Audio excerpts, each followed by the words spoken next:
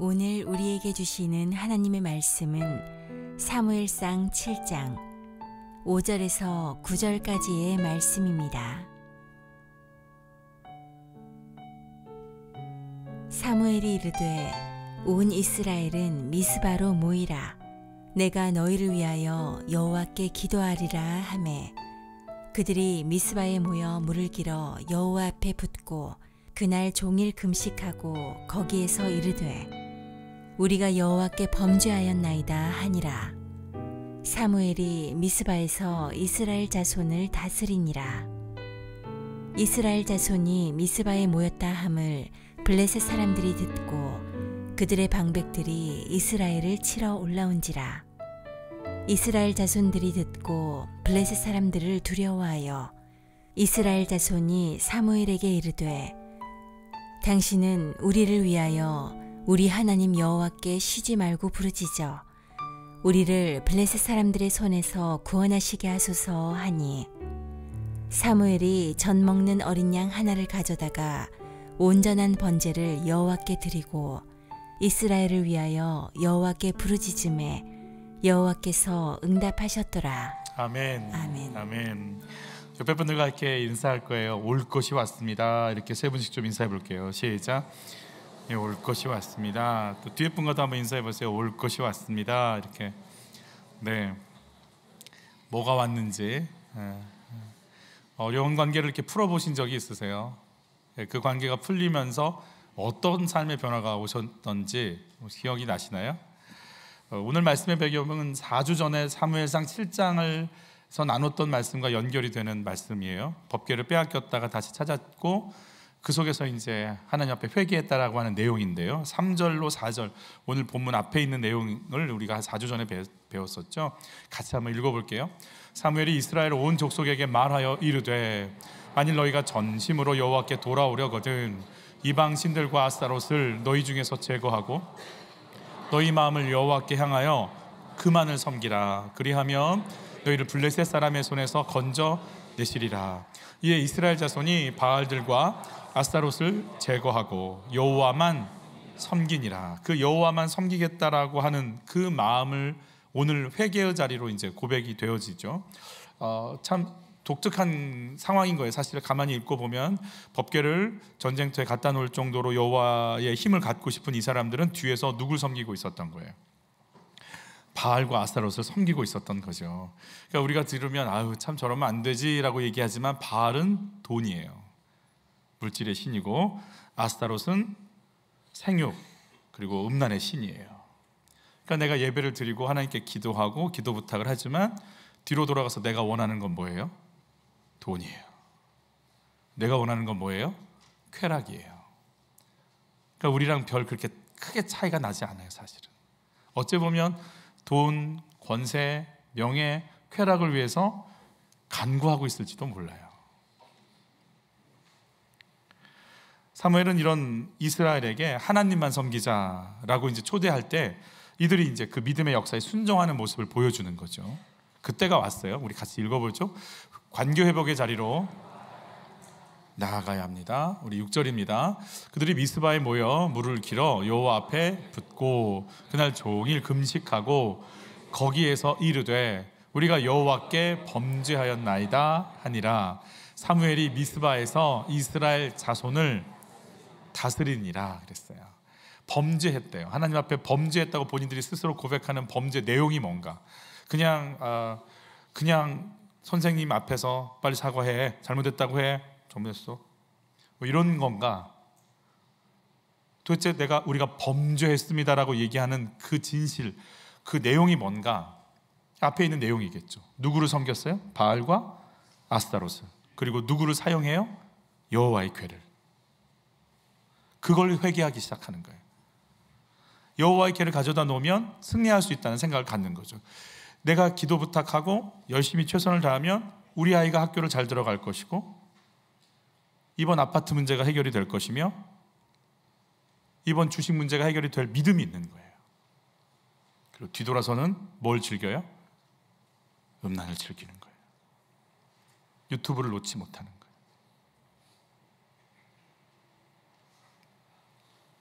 하나님을 우상처럼 쓰는 거예요. 바알 섬기고 아세라 섬기듯이 여호와도 갖다 쓰는 거예요. 부적처럼. 여러분, 하나님을 쓰는 이유는 뭘까요? 누굴 위해서일까요? 나를 위해서요. 그러니까 결국 내가 섬기는 건 뭘까요? 그건 나예요. 나를 위해서 다 존재해야 되는 거예요. 하나님의 교회의 능력은 어때요? 이미 요단강을 건널 때, 여리고를 돌 때 나타났죠. 그래서 그 능력을 사용하고 싶어서 여호와를 쓰는데, 여호와의 궤를 쓰는데, 사실은 여호와의 궤가 나가서 승리했을 때 여호수아의 세대들의 영적인 상태들이 어떠했는지를 우리가 한번 봐야 되는데, 여리고를 무너뜨리고 나서 아이성 전투에서 패배한 적이 있죠. 그때 여호수아가 했던 기도예요. 같이 읽습니다.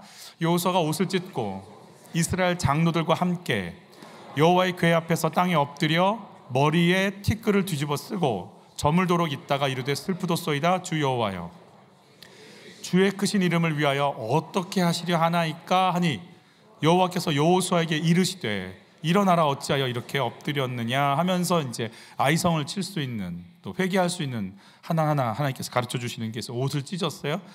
여호와의 궤 앞에서 땅에 뭐 했어요? 엎드렸어요.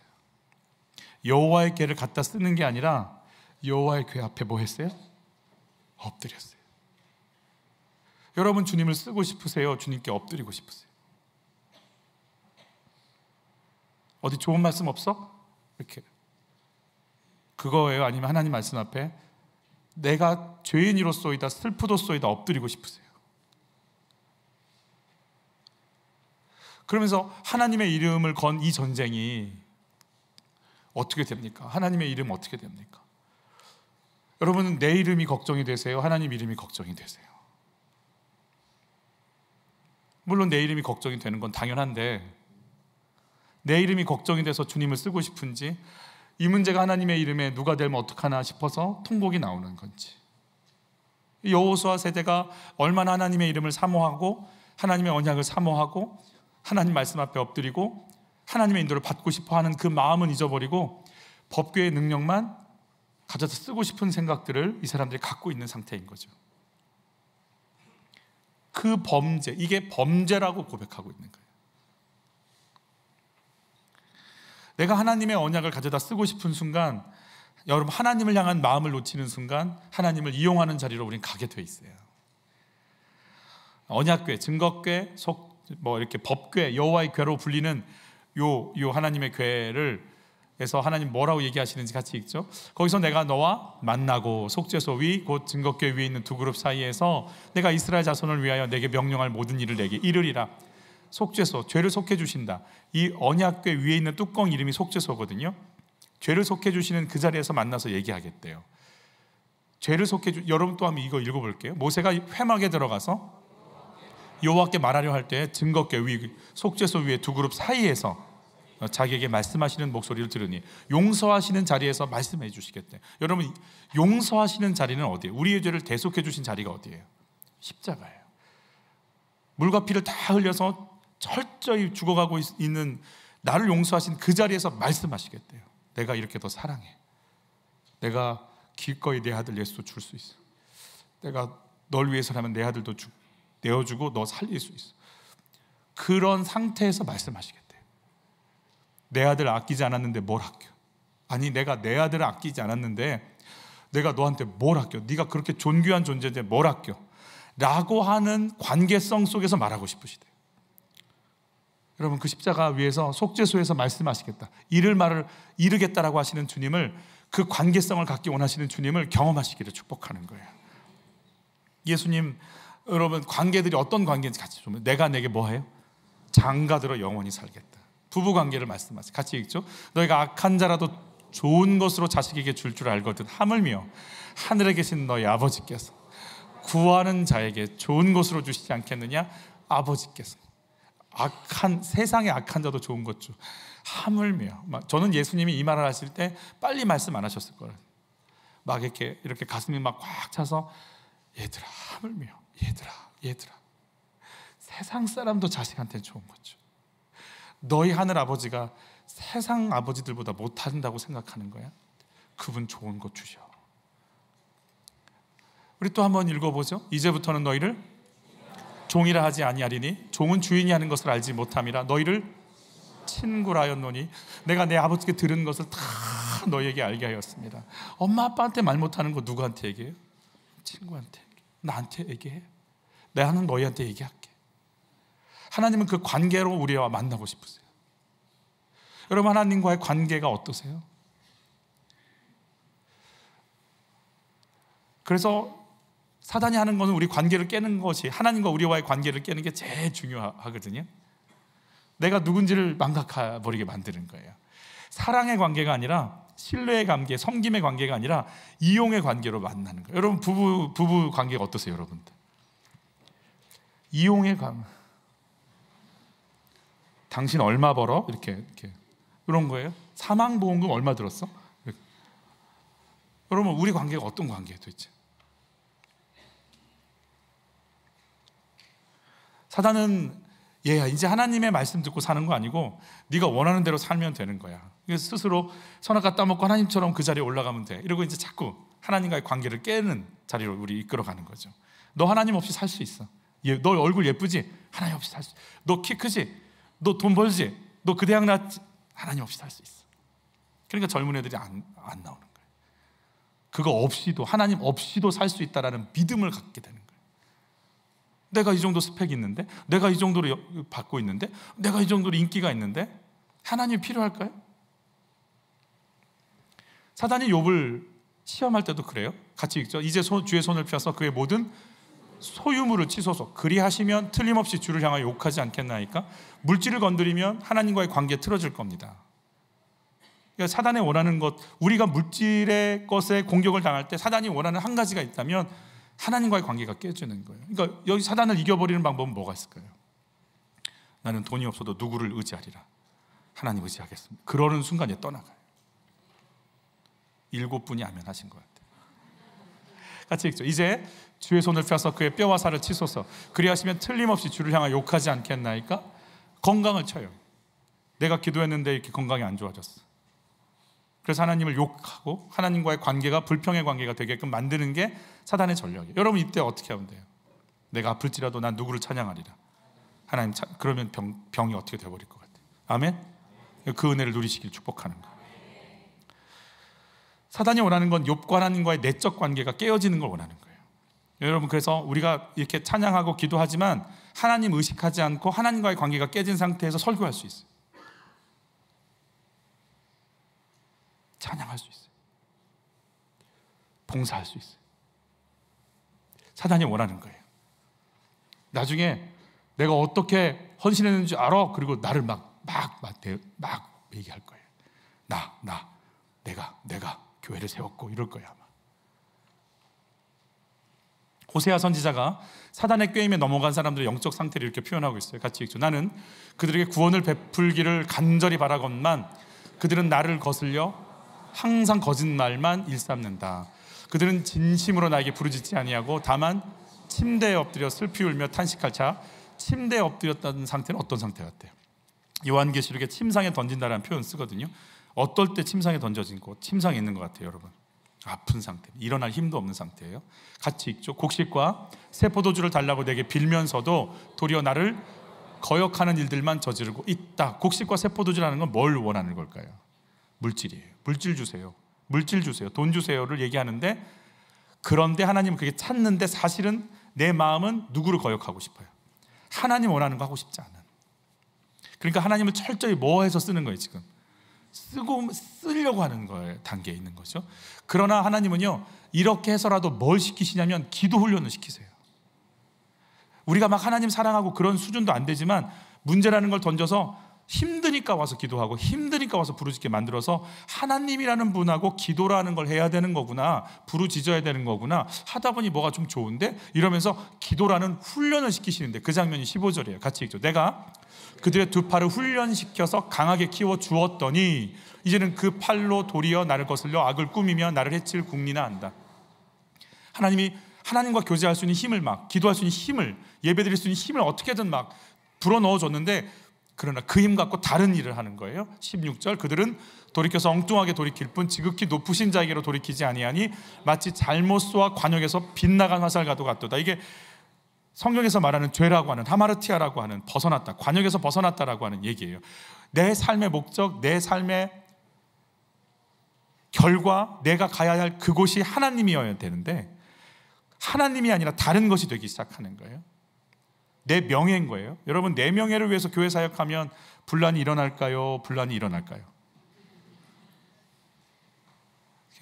봉사했는데 안 알아주고, 이렇게 했는데 저 사람만 칭찬하고, 그러니까 하나님이 아니라 나면 틀림없이 나오게 돼 있어요. 내 관역이 어디 있어요? 나예요, 하나님이에요. 결국 내가 원하는 건 나예요, 하나님이에요. 너희는 결국 관역에서 벗어났구나. 내가 그 은혜를 줬고 그 치유를 했고 그 물질을 줬고 그 기도를 시켰는데 결국 너희 목적은 너구나. 네 이름이구나. 네 뜻이구나. 하나님 아니구나. 이걸 얘기하고 주시고, 이런 자들의 영적 상태 한번 볼까요? 그러므로 여호와께서는 그들이 요구하는 것을 그들에게 주셨을지라도 그들의 영혼은 쇠약하게, 막 생명, 치유, 회복, 부유함, 거룩함, 충만함 없어요. 시기, 지적, 날카로움, 싸늘함, 비판, 정죄, 자기중심, 생명력 없어요. 막 시들어서 그냥 날카롭고, 그냥 생명나무에 있어서 막 생명이 확 흘러가야 되잖아요. 우리 회복에, 우리 기도하게, 하나님 일하실 거야. 아니, 그 문제를 갖고 하나님 역사하실 거야. 이런 게 아니라 이상하지 않아? 이런 가시 같아. 오늘 이스라엘이 뭘 회개하는 거예요? 이거 회개하는 거예요. 우리가 하나님 이용했습니다. 하나님을 관용으로 삼지 않았습니다. 하나님과 우리 사이의 관계 속에 엎드리지 않았습니다. 우리가 하나님 자리에 올라가서 하나님 이용하려고 하는 마음이 있었습니다. 우리가 범죄하였습니다. 유기성 목사님이 군목 훈련을 받다가 이제 다리를 다쳐서 절제를 해야 된다, 장애 판정을 받는 상황이 펼쳐지게 되니까 그가 응급수술에 들어가야 될 상황에 아버지를 찾게 되죠. 수원에서 목회하는 아버지를 연줄로 대서 큰 병원에 나를 수술할 수 있는 의사 선생님과 연결이 돼서 내가 이걸 빨리 좀, 다리 20몇 살, 20 초반의 젊은이가 다리를 지금 자르게 생겼으니 얼마나 마음이 급하겠어요. 그런데 아버지께 연락할 방법도 없이 그냥 내일 수술을 맞이해야 되는 상황 속에 그냥 덩그러니 베드에 남겨져 있는 거예요. 그때서야 생각이 났대요. 참, 하나님, 이렇게. 이분이 목사예요. 참 하나님. 그때 생각이 났대. 아버지 연락이 안 되니까 하나님 생각이 났어요. 그리고 큰 소리로 하나님을 불렀대잖아요. 하나님. 3번을 불렀는데 아무 대답이 없어요. 공허한 메아리요. 내가 목사인데 응답을 들을 수 없고 하나님을 느낄 수 없어요. 자신에게 있어서 하나님이 실제가 아니었어요. 장애인이 되는 게 이제 무서운 게 아니라 내가 진짜로 하나님을 믿나? 이 고민이 올라오기 시작하는 거예요. 하나님 안 믿는 목사, 너무 비참한 거예요. 그가 이렇게 고백합니다. 제 회심의 시작이 바로 그 자리였다고. 여러분, 하나님 부르시면 하나님 느껴지세요. 의식이 되세요. 하나님이라는 분이 의식이 되세요. 지금 하나님과 어떤 관계세요? 제가 이렇게 예배 준비하고 아침에 계속 이제 집에서 걸어오면서 하나님, 제가 하나님과 어떤 관계일까요? 제가 지금 하나님과 어떤 관계인가요? 또 묻고 계속 묻고 있는 거예요. 예배 마치고 내려가면서 또 저한테 묻고 있어요. 나는 지금 하나님과 어떤 관계인가? 여러분, 응답을 자랑하세요? 응답하시는 하나님 자랑하세요? 응답의 포인트 맞추는 순간 응답이 오는 것 같을 때는 막 붕 떴다가 응답이 안 오는 것 같을 때는 막 사정없이 내려갔다가, 내가 그 응답을 알고 있고 내가 너에게 필요한 걸 알고 있다라고 하는 그분과 연결이 되어 있다면 그분의 때에, 그분의 시간에 그분께서 하실 걸 믿고 나갈 텐데 우리가 그게 요동치는 거예요. 내게 응답이 안 온다고 생각하는 것 자체도 하나님의 응답임을 믿고 그냥 기다릴 수 있어야 되는데 그게 쉽지 않은 거예요. 우리 다니엘 기도회 때 한 목사님의 마지막에 예화를 90이 넘은 은퇴 목사님이 그 얘기했다고 그러잖아요. 하나님 나에게 모든 걸 응답하셨다. 그러나 그 응답 속에 응답하지 않으신 기도도 참 많다. 그러나 그것 또한 하나님의 응답임을 믿고 보니 그게 모든 게 은혜인 것이 이제 인정이 된다. 오늘 찬양처럼 모든 게 은혜인 게 인정이 되세요? 아닌데. 하나님 없는 예배, 하나님 없는 섬김, 하나님 없는 사역 속에 계시고 있지는 않으세요. 여러분, 우리가 관역을 하나님께로 맞추는 은혜가 있기를 예수님을 축복하는 거예요. 제가 막 그냥 양육하는 거는, 양육을 하면은 양육하는 나눔들 속에 양육받았다고 막 다 새로워지고 그러진 않아요. 그런데 어떤 눈이 생기냐면 나를 보는 눈이 생기죠. 내가 지금 뭐 하고 있나? 말씀 앞에 내가 지금 잘 가고 있나? 하나님 없이 살아가는 나를 발견하기가 좋은 눈이 떠지는 거예요, 사실은. 그래서 양육을 받으시라는 거예요. 최선을 다해 다 할 수 있어요. 인기와 영광을 누릴 수 있어요. 근데 그게 하나님께 아니고 나를 위해서 한 것인지를 보여주는 눈이 열려야 회개라도 할 거 아니에요. 실컷 쓰임받고 버림받으면 어떡해요? 요란한 교회 되길 원하세요? 하나님이 아닌데 목적이? 두 번째 같이 볼까요? 스스로 믿음을 증명할 사건을 허락하십니다. 올 것이 오게 하십니다. 7절 말씀 같이 봤죠? 이스라엘 자손이 미스바에 모였다 함을 블레셋 사람들이 듣고 그들의 방백들이 이스라엘을 치러 올라온지라. 이스라엘 자손들이 듣고 블레셋 사람들을 두려워하여 그랬어요. 여러분, 회개하고 기도하시면 하나님께서 이쁜 것들, 그리고 그냥 모든 것들을 방어해주고 막 안녕과 평안이 와야 되는 거 아니에요? 근데 어떻게 모여서 회개 기도하고 있는데 블레셋이 쳐들어와요? 아니, 이 다니엘 기도에 은혜 받고 목장 찬양 나와서 막 행복한데 집에 돌아갔더니 이상한 말 들으면 어때요, 기분이? 이건 아니죠, 하나님, 이러고 싶지 않으세요? 지금 회개 기도하고 하나님만 섬기겠다고 막 금식하고 울부짖고 막 기뻐 넘치는데 적군이 쳐들어오면 안 되죠.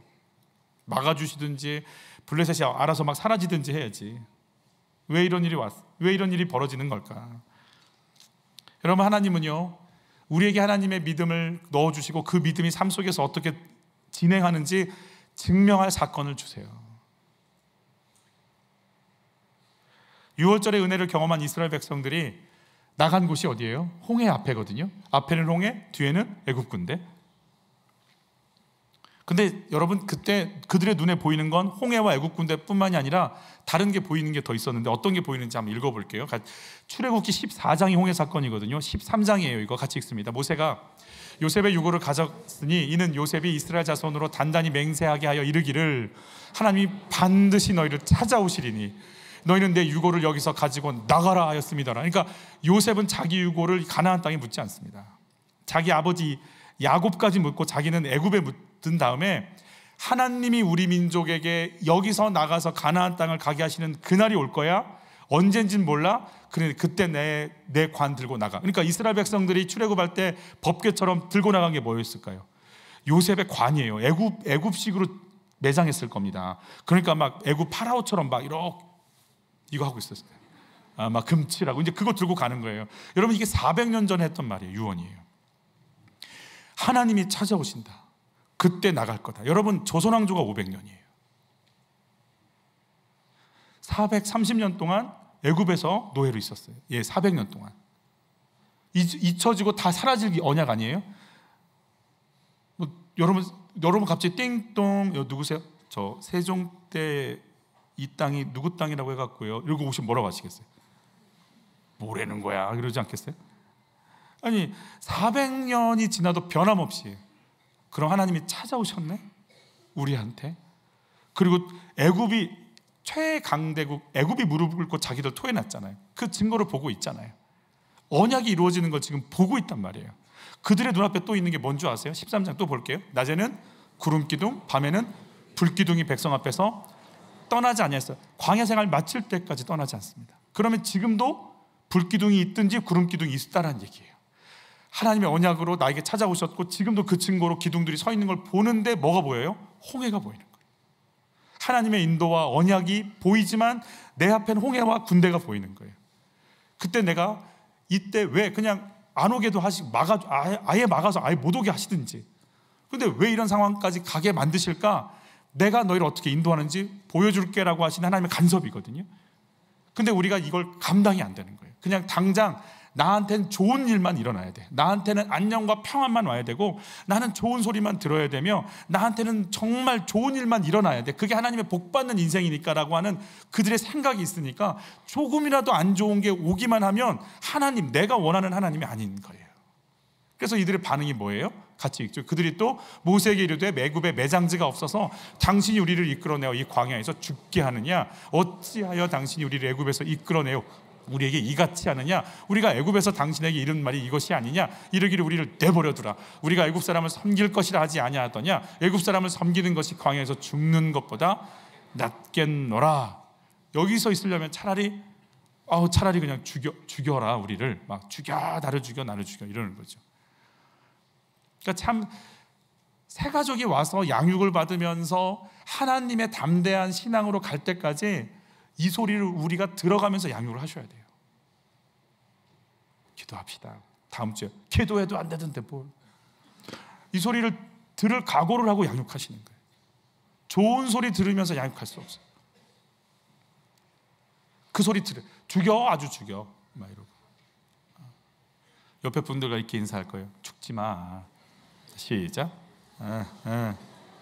40년이 돼서야 이 사람들이 이제 회복을 해서 이제 하나님의 언약이 이들 속에 채워지기 시작하죠. 그리고 나서 홍해와 똑같은 상황인 요단강에 들어갑니다. 그때 분위기가 어땠는지 한번 볼게요. 여호수아가 또 백성에게 이르되 너희는 자신을 성결하게 하라.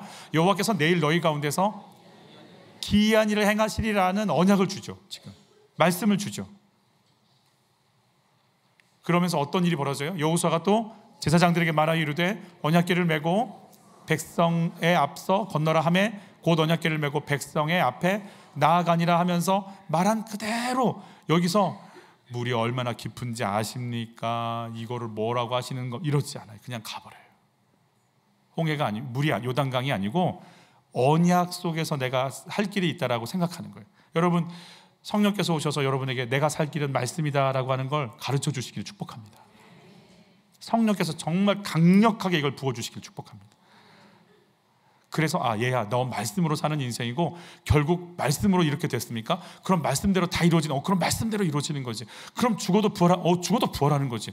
말씀대로 그럼 말씀대로 사는 거예요. 그래서 마귀의 말을 들으라고 꽉 차 있고 음란을 향해서 물질을 향해서 명예를 향해서 자존심을 향해 살아가라고 하는 세상 가운데 아니 하나님 말씀으로 사는 거구나가 내 속에서 경험되어져서 그 길을 한 걸음 한 걸음 뚜벅뚜벅 걸어갈 수 있는 하나님의 사람들의 삶이 펼쳐지시기를 예수 이름으로 축복하는 거예요.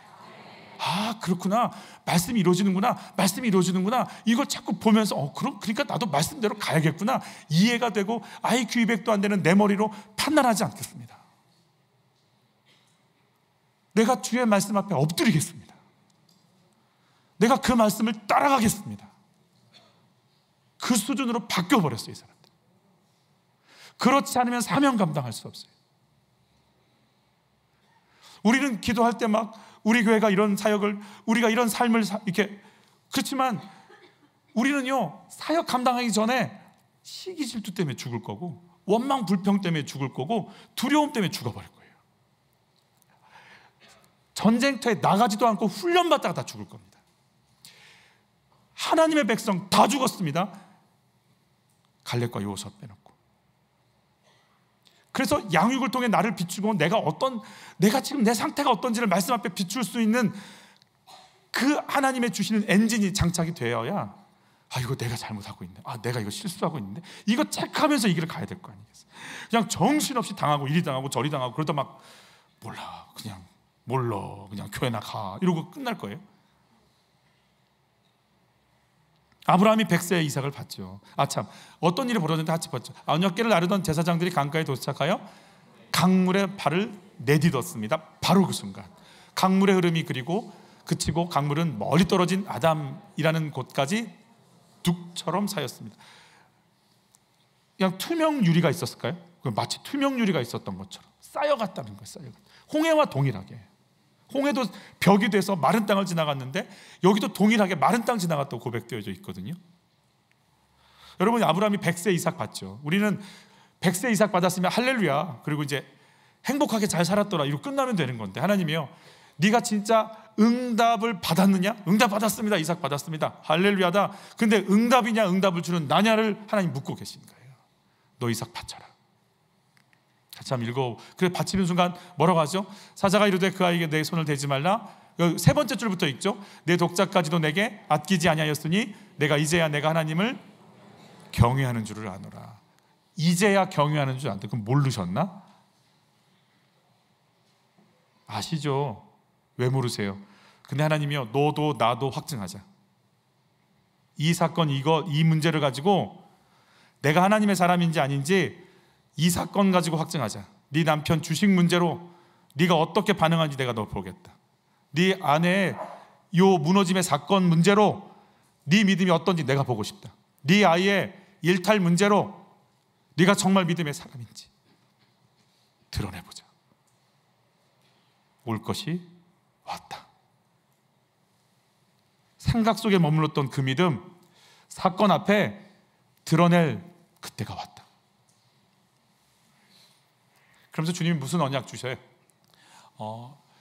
마지막 줄 한번 읽어보죠. 내 아들 내 독자도 아끼지 아니하였은즉 내가 내게 큰 복을 주고 내 씨가 크게 번성하여 하늘의 별과 같고 바닷가의 모래와 같게 하리니 내 씨가 대적의 성문을 차지하리라.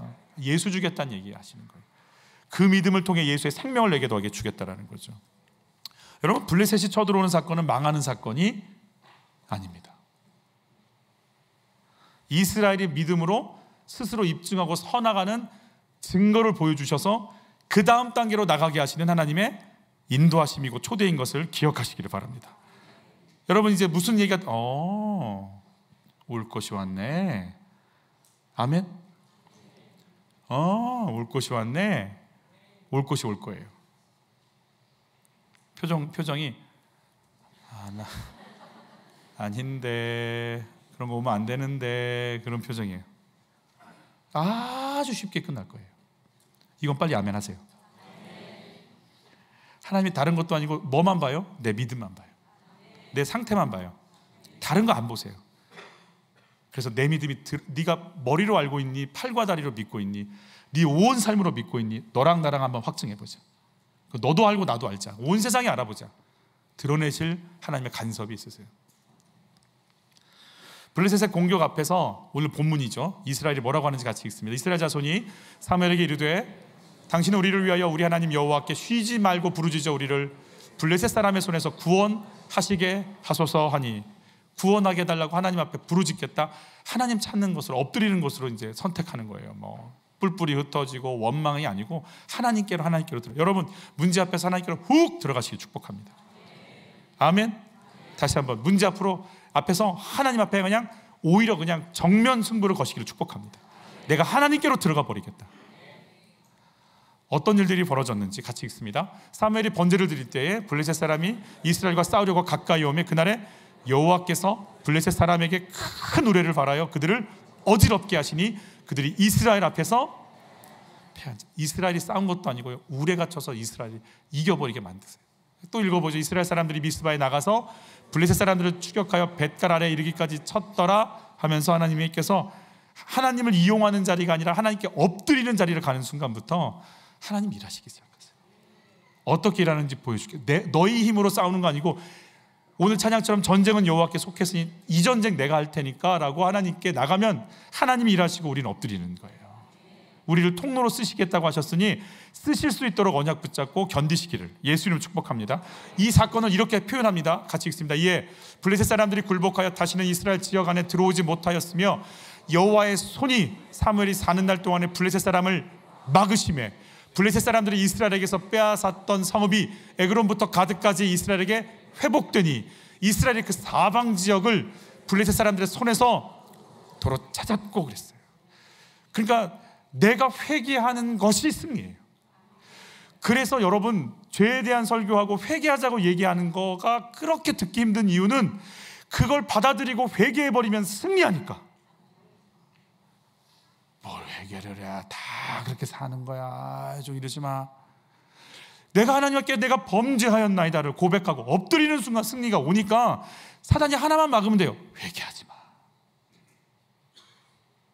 그런 거 하지 마. 네 남편이 마땅히 지을죄를 졌으니까 정죄해도 돼. 왜 순간 아멘이 나올 뻔했어. 내가 세상을 보는 자인지 하나님 보는 자인지, 응답을 원하는지 응답을 주시는 하나님을 원하는지 하나님 해주시는 거죠. 오늘 찬양하다가 갑자기 하나가 이제 생각이 났어요. 우리 예전에 한번 군종 목사님, 군목 목사님, 오늘 군목으로 시작해서 군목으로 가는 한 목사님 예화 가슴이 생각이 나서 같이 나누고 싶은데 기억나실 수도 있어요. 이분이 이제 한국에 있다가 미국으로 오셔서 신학을 공부하시기 시작했어요. 근데 그래서 일하고 아이들 태워다주고, 근데 아내가 암이 걸려가지고 또 이제 병원에 데려다주고, 부모님이 오셔가지고 또 부모님도 케어하고, 그 다음 끝나면 아르바이트 가고, 학교 가고 사역하고 아르바이트하고 데려다주고 아내 챙기고 아이 챙기고 부모님 챙기고, 하루에 300km를 뛰더래요 자기가. 그 아내의 병이 나을 거야, 나는 이렇게 최선을 다해 주의를 하면 하나님께서 내 아내 고쳐주실 거라는 믿음이 생겼어요. 그래서 정말 그 소망을 가지고 열심을 다해서 주의를 했어요. 그리고 병원에 갔는데 의사가 그러는 거예요. 그쪽 암이 사라졌다고. 너무 기뻤어요. 근데요, 다른 쪽으로 전이 됐다는 거예요. 얼마 안 남았다는 거예요. 너무 무너지는 일이었어요. 너무 화가 나서 차를 몰고, 제가 기억하기로는 아리조나주라고 생각하고 있는데, 막 여러분 어때요? 세종도 이렇게 힘껏 달리고 나면 정확히 7분 후에 뭐가 나와요? 논밭이 나오지 않습니까? 이분이 너무 힘드니까 차를 몰고 어디로 가는지 모르고 그냥 아무 생각 없이 달려서, 아무 생각 없이. 그랬더니 사막에 나오더래요. 그래서 그냥 사막에 차를 탁 놓고 절부덕 누워서, 내가 지금까지 한 게 뭐가 있지? 내가 지금까지 한 게 뭐야?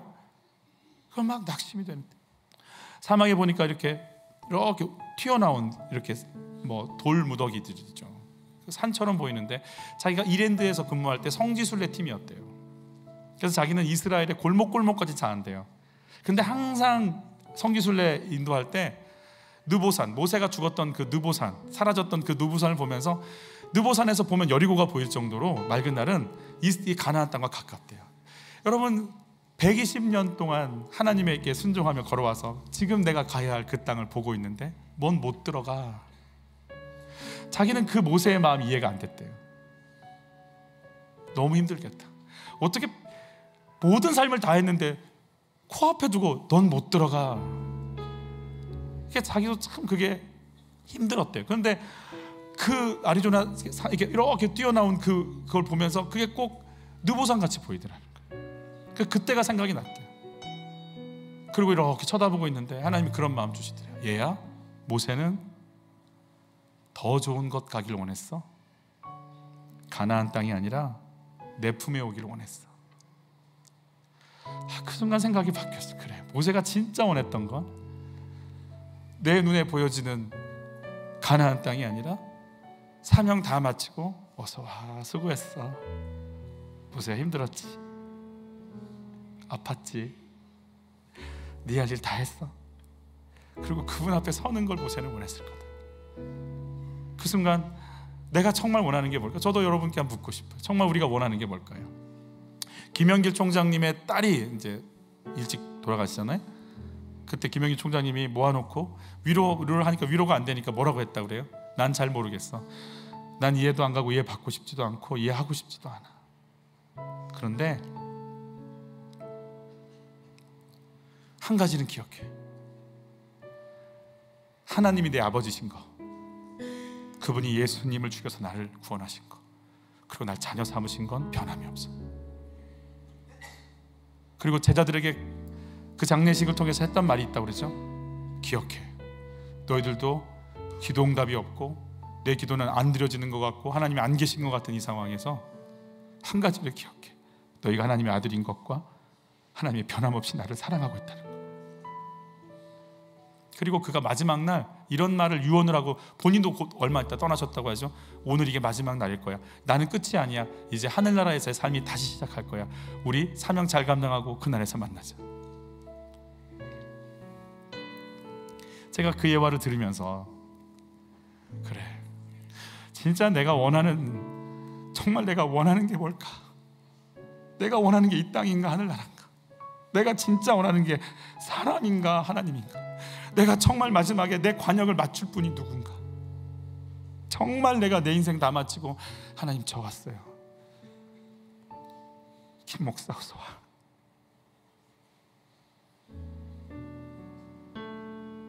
어서 와. 나는 그 한마디 들으려고 사는 거 아닌가? 도대체 내가 뭘 향해서 목회를 하며 누구를 향해서 무슨 눈치를 보고 뭘 위해서 여기 있는가? 내 관역이 어딘가? 다시 묻는 거예요. 이 군모 목사님이요, 모세는 가나안 땅이 아니야, 내 품에 오기를 원했어. 그 순간 하나님, 나와 내 가정이, 내 아내가 결국 서야 될 건 하나님 당신이네요. 그리고 마음 정리가 됐어요. 이별 여행을 떠났어요, 이스라엘로.